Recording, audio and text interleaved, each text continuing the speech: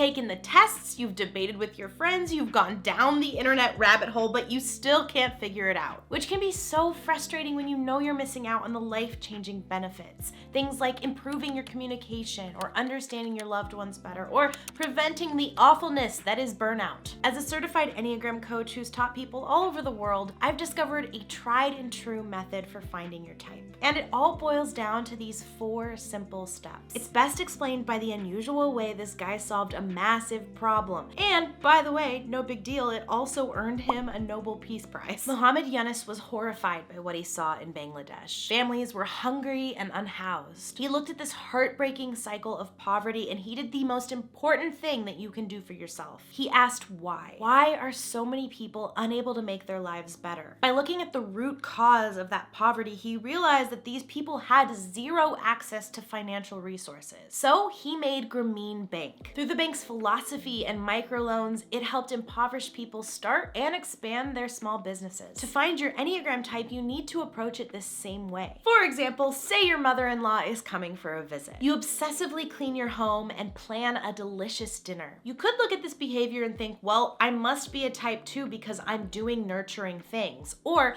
I must be a type 1 because I'm being very organized and proactive. But if you try to find your type this way, you're just gonna end up confused. Because the truth is, we could all clean our homes and make a nice dinner for our mother-in-law. That's just behavior. The key is looking at the why, because you make decisions based on your core motivations. For example, a type 2 may be cooking and cleaning because they desperately want to be loved and accepted. On the other hand, a type 1 may be doing the same thing because they feel like that's what a good wife or a good husband should be doing. That's why I highly encourage you to learn about all the Enneagram whys. That's the best way to find your type. But I know there's a lot of information floating around about all the 9 types, and it can be really hard to gather everything that you need in a helpful and fun way. So I'm doing a live virtual training to help you through that process. We'll cover an in-depth breakdown of all the 9 types, and you can ask me all your burning questions. Plus, you'll get a printable workbook with everything you need to know about the Enneagram. The first training is coming up September 16th, 2023. But if you can't make that one, don't worry, I'm doing another one on December 9th. If you want to be a part of one of these trainings, I've put the link in the description. But you could still be dealing with one of the most common problems people face in their Enneagram journey: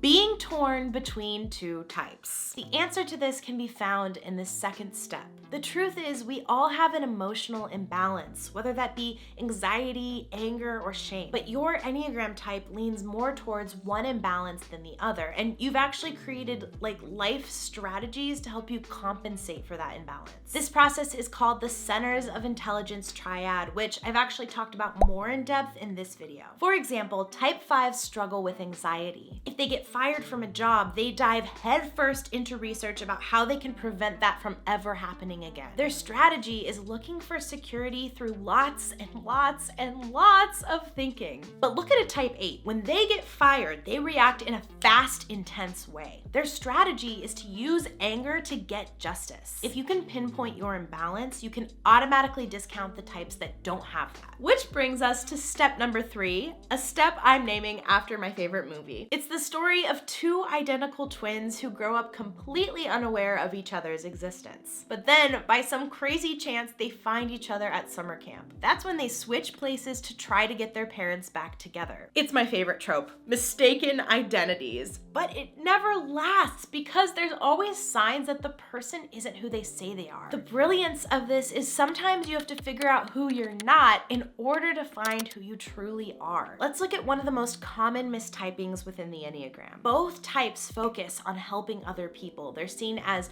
warm and kind and people-pleasing. But you can spot the difference between them when life gets hard. As they slip into their unhealthy paths, one type leans more into other people. They're afraid to be unloved, so they make themselves indispensable by inserting themselves into other people's lives. The other type does the complete opposite. When they fear disconnection, they fade into the background. They say, bye, I'm done, I'm gone. Because they don't want to do anything that will cause conflict or rock the boat. By looking closely at the common mistypes, you can discover where your type differs from similar looking ones. But if you've gotten this far and you're like, Abby, I've done all of this and I still have no idea what my type is, this last step is for you. You might have heard heard the phrase, if it doesn't make you cringe, you probably haven't found your Enneagram type. That could not be more true, but that doesn't mean that finding your type is easy. Taking a deep look at yourself kind of sucks. You're looking at the messiness of you, the patterns, your fears, your weaknesses. That's why I encourage you to look at this process like a road trip. Take the time John and I were driving up the coast to San Francisco. We were blasting music and eating snacks when we passed this sign that said,